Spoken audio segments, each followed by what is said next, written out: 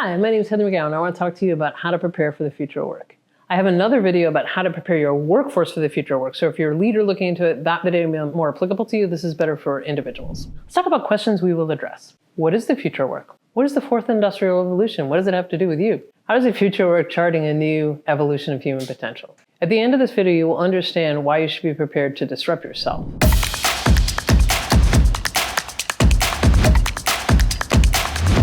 What is the future of work? It's who works, what do people do, how do they do it, where do they do it, and why do they do it? In this video, we're going to focus on the people who are actually working, that is you, your education and your pathways to work, and your motivation. So we're going to talk about the who, the what, and the why. So the old model of life blocks used to be like this. Education, work, retire. And they were fixed blocks with contained finite periods of time that were relatively fixed because lifespan was what it was. This visual might be particularly helpful. The current faulty logic model is the idea that you'll educate, you'll work, you'll stop and do some retraining, and then you'll work again. As in, education is a fixed thing separate from work.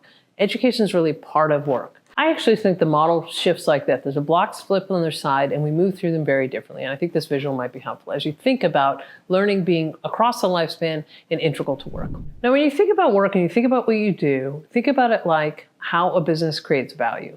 We go through phases of exploration and exploitation. And it's a classic kind of S-curve. When you're exploring to find a new idea, it's not profitable. When you exploit the idea and you're scaling it and you're creating value, it's highly profitable. And the S-curve is sort of this long process. And there's sort of two phases to it. To use John Hankel's language, we use scalable learning and scalable efficiency. So the part of the S-curve when you create value, like an organization, is when you're scaling and you're selling lots of products and services, it's kind of known, and you're highly profitable. When you're very unprofitable is when you're exploring for the next new idea. Now, if we think about our lives that way, because education is usually thought of as an investment and work is usually thought of as the return. Think about it in those two ways. And then the middle is kind of problem finding and framing.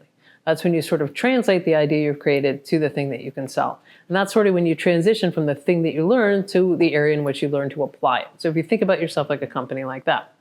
So it used to be like this. In the old economy, you had a long S-curve. So you educated once, you translated that into, well, okay, I have this education, what job am I going to do? And then you do that job. Now the reality is those S-curves are shorter and closer together. So you're going to have to learn and adapt much more quickly. So in the context of work, it's new products, new services, and new business models happening all the time. But that's true for our careers too. We have to think about ourselves like a product in beta, that we're constantly adapting and changing what do we do and how we do it. So we've entered the fourth industrial revolution. The first industrial revolution was mechanized. It was the steam engine and mechanical manufacturing. The second industrial revolution was electrical. Electricity, mass production, division of labor. The third industrial revolution was the internet, computer, and then the beginning of automation and manufacturing. Now we're in the fourth industrial revolution, which is digital convergence. It's the merging of cyber, physical, and Internet of Things. So it's the idea of merging of biological and cyber and physical systems. So it is an artificial hip that has technology in it that gives you feedback on your gait and tells you when your knee might need to be replaced, that kind of thing. So in the first industrial revolution, you learned a skill, and jobs are actually multi-generational. Depending on your last name, you could have the last name of somebody, like my last name is McGowan and Smith. Smith was the last name of somebody who was a blacksmith, so I guess my ancestors were blacksmiths. So if you're a white person from certain regions, your last name was your occupation. That's how much our identities were embedded in our vocation. In the second industrial revolution, it was kind of multi-generational. You joined a trade, or you often did what your parents did, or back then more men worked, so the son would do what his father did.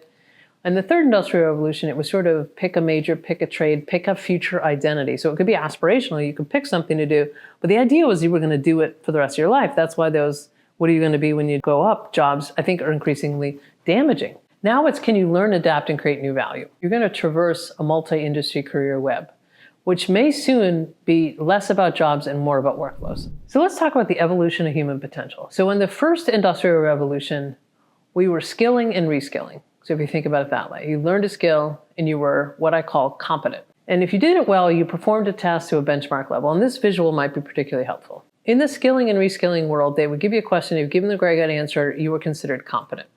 This is the domain of being skilling or reskilling. That meant you could perform a task to a benchmark level. That meant from a knowledge standpoint, you could draw on existing knowledge. Next up from competence is capability. Can you port your knowledge and skill to a new domain? Can you figure out which question to ask and which question to answer? That's the domain of upskilling. Can you translate and deepen existing knowledge? The next level up from that is capacity. That is, can you find the right question, or in better cases, can you formulate the question? Can you find and frame new challenges? Can you orchestrate workflows? Can you formulate entirely new fields of knowledge using human and artificial intelligence? And this is what I call meta-skilling. And this is the next domain we're going into. This is the new evolution of human knowledge. So how do you prepare for the future of work? You build learning agility and comfort with disrupting yourself. You pick the impact and you make the job. You focus on market opportunities, because even if you're interested in something and you're really great at it, if there's no market value for it, it's not going to be successful. So you have to align with market opportunity. Don't pick a job.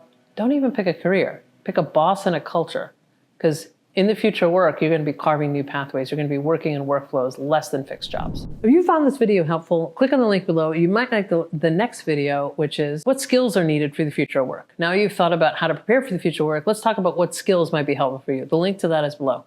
My name is Heather McGowan. Thanks a lot.